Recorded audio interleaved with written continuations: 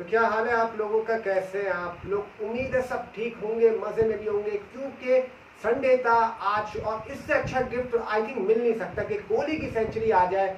और विराट कोहली जो कर रहे हैं आई थिंक वो एक कहते हैं ना कि नेक्स्ट लेवल है। आई थिंक वो कहते हैं ना कि हर एक की रिप्लेसमेंट मिल जाती है। जब विराट कोहली की आप रिप्लेसमेंट देखें तो आता है एरर 404 नॉट फाउंड, यानी विराट कोहली की आई थिंक अनबिलीवेबल यार, इस लड़के ने अलग ही कुछ करके दिखाना है। देन आज मैच हुआ साउथ अफ्रीका वर्सेस इंडिया का, क्या कहानी रही इस मैच पे आपसे बताते हैं। देन उसके अलावा बात करेंगे बड़ा खिलाड़ी रिटायर हो चुका है ओडीआई से, T20 से, टेस्ट क्रिकेट से, वो कौन से हैं। और देन कल एक बड़ा मैच खेला जाना है क्योंकि दोनों टीमों को अगर चैंपियन ट्रॉफी में जाना है तो कल का मैच जीतना है। देन और बाकी आप लोगों से रिक्वेस्ट है कि प्लीज जल्दी से चैनल को आप लोग सब्सक्राइब कर लें, बेल आइकन का बटन दबा दें। शो को आगाज करते हैं, स्टार्ट करते हैं। इंडिया वर्सेस साउथ अफ्रीका आज मुकाबला खेला गया ये ईडन गार्डन कोलकाता में, जिसमें से इंडिया ने पहले बैटिंग करते हुए फिर एक बार 300 का ऊपर आपका जो हिंसा कहते हैं हदफ हासिल करा, 326 रन बनाया और साउथ अफ्रीका को बल्लेबाजी करने का मौका दिया। चलिए बल्लेबाजी करने का मौका दिया लेकिन ज्यादती नहीं करनी थी इंडिया ने। आपने वन साइडेड तरीके से मार दिया, फिर 83 रन पे ऑल आउट कर दिया सामने वाली टीम को, कभी आप 55 पे ऑल आउट कर रहे हैं, कभी 83 पे ऑल आउट कर रहे हैं। तो आई थिंक इंडिया एक नेक्स्ट लेवल की क्रिकेट खेल रही है और ये बात कंफर्म हो चुकी है कि इंडिया इस वर्ल्ड कप में टॉप पर है और टॉप पे फिनिश कर रहा है कि ये वाहिद टीम है जिसने 8 मैच खेले और 8 के 8 जीते, यानी इंडियन टीम ने 16 पॉइंट हासिल करनी है इस टूर्नामेंट में। और एक मैच उनका रह गया है लीग का, वो है नेदरलैंड से, जो कि बजाय लग रहा है कि वो नेदरलैंड को मारेंगे और इस ग्रुप में अनबीटेबल आपका खत्म करेंगे। लेकिन साउथ अफ्रीका का क्या हुआ? साउथ अफ्रीका को अगर चेस करना था टारगेट, हाँ एक चीज मैं बोलूंगा कि डीआरएस को लेके बड़ा इशू उठा है कि जो डीआरएस हुआ है जडेजा की बॉल पे, आई थिंक ड्यूसन पे जिन्होंने स्वीप मारा और वो मुझे ऐसा लग रहा था कि पिचिंग आउटसाइड लेग था, वो लग भी रहा था, लेकिन फिर मशीन ने वहां पे क्या हुआ, क्योंकि देखिए मैं कहता हूँ टेक्नोलॉजी कभी भी किसी को भी फेवर कर जाती है, लेकिन इस तरीके से होना ये मेरी समझ में नहीं आ रहा। शमी का तो 110% मैं बोल सकता हूँ जो था वो आउट था, कोहली के कैच पे हुआ, डिकॉक का महज डीआरएस का इशू हुआ। अब ये जो मशीन है भाई, आप हॉटस्पॉट भी तो इस्तेमाल करो उसमें, ये तो बारीक से बारीक आपकी चीज निकाल देती है। आप देखें जब वो जडेजा ने बॉल करा, एलबीडब्ल्यू करा, वो बॉल जिस तरह गिरा वो 95% में श्योर हूं कि वो पिचिंग आउटसाइड लेग पे गिर रही थी बॉल। और फिर वो वहां से या तो अंपायर कॉल होनी थी वो अंपायर कॉल डेफिनेटली होनी थी, लेकिन क्या होता है वहां अंपायर कॉल भी नहीं होती, वो तीनों विकेट रेड होती है और ड्यूसन की बारी हो जाती है डेड। तो यहाँ पे एक चीज मेरे ध्यान में सवाल उठ रहा था कि यार क्या है, क्यों है, क्योंकि आप देखें अगर इस तरीके से देखेंगे तो फिर डीआरएस, अब पाकिस्तान वाले में भी इशू आया, लेकिन फिर वो बोल सकते हैं कि ड्यूसन के साथ दूसरी दफा ऐसा हुआ है। लेकिन खैर कह सकते हैं आप ये टेक्नोलॉजी किसी को भी आपका फेवर कर जाती है, लेकिन विराट कोहली के लिए जितनी मैं तारीफ करूँ उतनी कम है यार। 49 सेंचुरीज बंदे ने बना दी है और आज उनकी सालगिरह थी तो उनको हैप्पी बर्थडे भी कहेंगे और बहुत सारी आपका विशेष देंगे। और उसी के साथ साथ उन्होंने अपनी सेंचुरी भी लगा दी, यानी कहते हैं कि चांद पे कहते हैं कि चांद है कि उस पर आपने 4 चांद लगा दिए। तो ये वाली बात है कि विराट कोहली ने जो सेंचुरी बनाई उस सेंचुरी ने 4 चांद लगा दिए। 49 सेंचुरी विराट की हो चुकी है। अगर वो न्यूजीलैंड वाले मैच में या लंका वाले मैच में दोनों में से किसी एक में कर जाते तो वो सचिन तेंदुलकर से आपका आगे बढ़ जाते ओडीआई की शतक में, क्योंकि तेंदुलकर ने करी थी 463 इनिंग लेके और विराट कोहली ने 277 इनिंगों में 4900 आज अपनी कर दी है। तो बहुत ज्यादा उनको मुबारकबाद और वो वेल डिजर्व है, क्योंकि यार विराट जैसा देखें प्लेयर ना, क्या होता है विराट कोहली खेल रहे हैं, बाबर आजम और विराट कोहली का मैं आप लोगों को डिफरेंस बताता हूँ क्या। बाबर आजम जब विकेट पे होता है तो हमें लगता है यानी 50 कर देगा, 60 कर देगा या 70 कर देगा, लेकिन मैच नहीं जिता के देगा।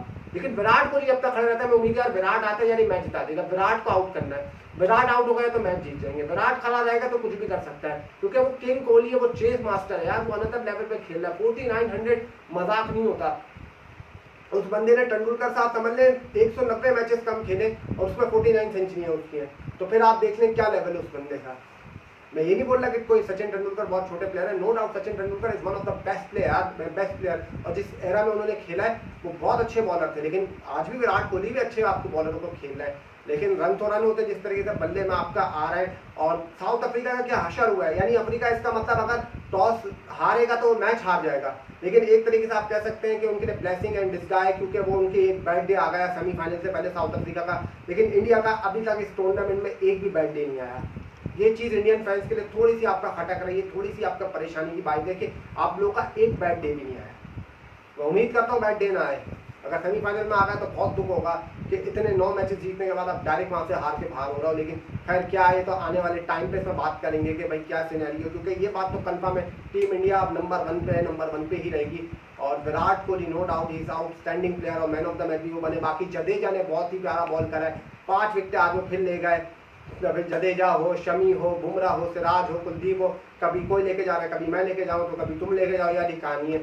आपस में कहते हैं ना कि यूनिट की तरह खेल रहा है। बाकी जडेजा ने जो बॉल किया वो आउटस्टैंडिंग बॉल था, 5 विकेट आप जडेजा लेके जा रहे हैं।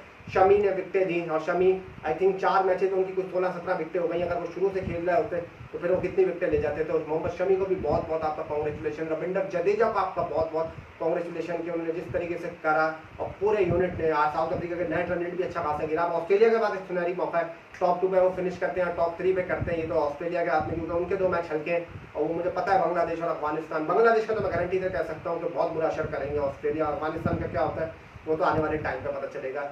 तो अब आ जाते हैं सीधा मैंने कहा था स्टार्ट में कि एक बड़ा प्लेयर रिटायर हो चुका है, वो है वेस्ट इंडीज के, अब मैं उनको बोलूंगा साबिक off spinner, allrounder, I think the mystery spinner Sunil Narine ने टेस्ट, ओडीआई और T20 क्रिकेट से खैर बात कह दिया है। बड़ा शॉकिंग है, क्योंकि यार आप देखें वेस्ट इंडीज के साथ जो मसला चल रहा है वो इनके खिलाड़ियों का और मैनेजमेंट का चल रहा है।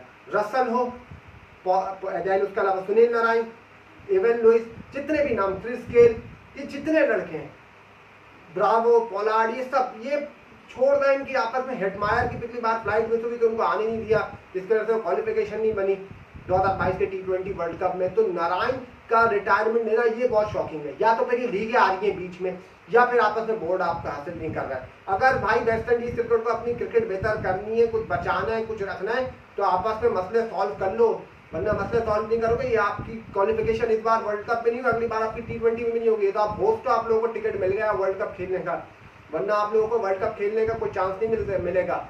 वही आपका असर हो जाएगा वेस्ट इंडीज का, जो पाकिस्तान का हॉकी में होता है। तो वेस्ट इंडीज क्रिकेट को अगर अपनी क्रिकेट को रिवाइव करना है, सर्वाइव करना है, जिंदा रखना है, तो अपने सीनियर प्लेयरों से बात करनी पड़ेगी। मैनेजमेंट समी अब आ चुके हैं, मुझे उम्मीद है कि डैरेन समी वो आपस में समी बात करेगा इन लड़कों से और बताएगा भाई आपस में इकट्ठा यूनिट होकर खेलेगा। चलो ये वर्ल्ड कप तो गया, जो आगे आने उसमें आपको चाहिए, आप मनाओ भाई नारायण को। ये कैसे रिटायर हो गया, नारायण जैसा प्लेयर रिटायर हो रहा है, वो प्लेयर जिसकी बॉल आई थी मैं बोलूँ इतना हिलता है, उसको खेलना मुश्किल होता है। तो नारायण का रिटायरमेंट लेना मेरे हिसाब से बड़ा शॉकिंग है। और ये वेस्ट इंडीज क्रिकेट का मसला चल रहा है, आप लोग देखें, ये बहुत टाइम से उनका चल रहा है। वो कहते हैं ना बचा के होल्डर आ जाते हैं बीच में, कभी होल्डर कप्तान बन जाते हैं, घूम फिर के होल्डर पे कहानी आ जाती है। अभी लेकिन जब से उनके पवाल बने कप्तान और सैनी T20 में, वो एक अच्छा कॉम्बो नजर आ रहा है, क्योंकि उन्होंने दक्षिण अफ्रीका को हराया, दैन फिर उसके अलावा इंडिया को हराया। तो अब बाकी नारायण के रिटायरमेंट से काफ़ी दुख है, और लेकिन उनकी खैर अचीवमेंट इतनी है, वो इतने बड़े प्लेयर हैं, दुनिया में उनको हर लीग मिलती है। कहीं ना कहीं लीग भी आई है वजह, कहीं ना कहीं आपस में जो मैनेजमेंट और खिलाड़ियों में ताल्लुकात है वो भी एक वजह है कि नारायण ने जो आज रिटायरमेंट ली है। तो अब क्या कह सकते हैं, रिटायरमेंट तो उन्होंने ले ली है। लेकिन कल मुकाबला खेला जाना है श्रीलंका वर्सेस बांग्लादेश, ये आखिरी चांस है चैंपियन ट्रॉफी के लिए। अगर क्वालिफिकेशन चाहिए लंका को या बांग्लादेश को स्टिल होप रखनी है क्वालिफाई करने के लिए, तो कल का मैच हर कीमत पे जीतना पड़ेगा दोनों टीमों को, अदरवाइज दोनों टीमों का फिर चैंपियन ट्रॉफी से पत्ता कट जाएगा, क्योंकि अफगानिस्तान क्वालिफाई कर चुका है इस चैंपियन ट्रॉफी में। तो कल का मैच दोनों के लिए बहुत इंपॉर्टेंट है। इस वर्ल्ड कप के लिए तो दोनों की रेस खत्म हो चुकी है, दौड़े खत्म हो चुकी है, लेकिन अगर उनको जिंदा रहना है तो उनको यहाँ पे आपका मुकाबला करना है, यहाँ पे उनको जीतना है। कल का मैच हर तरफ से कोशिश करनी है दोनों टीमों को कि अपना ये मार्का मारना है, वरना फिर घर का टिकट कटाना है, क्योंकि फिर चैंपियन ट्रॉफी भी मिस हो जाएगी। और चैंपियन ट्रॉफी को छोटा इवेंट नहीं होता। अब लंका टीम का आप देख लें, इससे भी वही मसला आ रहा है कि उनके सीनियर प्लेयर नहीं, अभी मैथ्यू आए, लेकिन वो अकेला क्या कर लेगा। लेकिन देखिए कल क्या होता है, कल कौन सी टीम होती है। आज अजान नुमान मेरे साथ दोनों नहीं है, लेकिन की प्रेडिक्शन मेरे पास है। कल मुझे ऐसा लग रहा है कि वैसे लंका ही जीतेगा, नुमान की भी लंका है और अजान की भी लंका ही है कि आपका लंका को जीतना चाहिए कल का मैच, क्योंकि आप पता चल जाएगा आपको क्या प्रेडिक्शन है। लेकिन आप लोगों से फिर रिक्वेस्ट है कि आप लोग जरूर चैनल को सब्सक्राइब कर लीजिएगा, बिना सब्सक्राइब करे नहीं जाएगा कि आप लोग भी आते हैं तो फिर सब्सक्राइब करना तो यार बनता ही है।